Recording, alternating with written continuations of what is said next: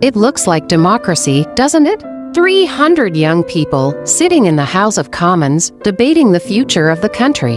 It is supposed to be the voice of a generation. But let's look at the reality. In March 2024, the British Youth Council, the organization behind the Youth Parliament, didn't just fail. It went bust. Insolvent. Dead.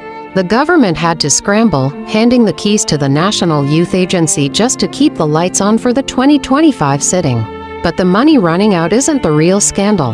The real scandal is who is left in the room. In 2025, the UK Youth Parliament isn't looking like a democracy.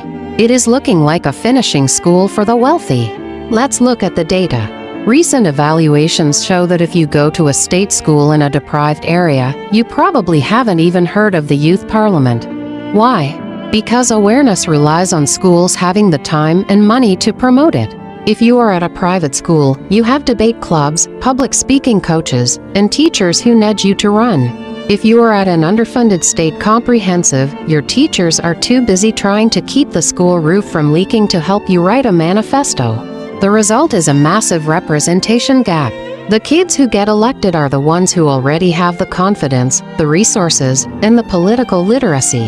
The system effectively filters out the working class before the voting even starts. And then there is the hidden cost. Theoretically, being a member of Youth Parliament is free. But in reality, to be effective, you need to travel. You need to campaign.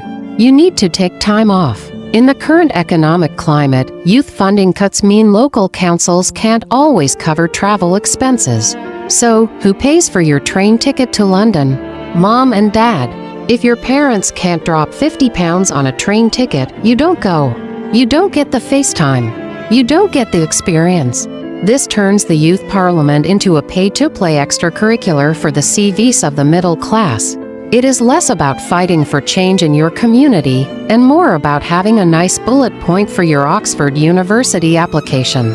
We see the same surnames, the same polished accents, the same disconnect from the reality of being young and broke in Britain. In February 2025, they debated the cost of living crisis.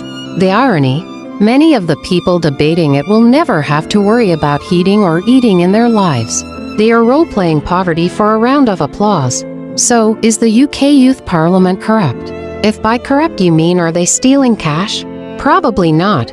But if by corrupt you mean a system that is exclusionary, elitist, and designed to give the illusion of democracy without the power, then yes, the British Youth Council collapsed because the model was broken. But in 2025, it seems we have just patched up the same old vehicle.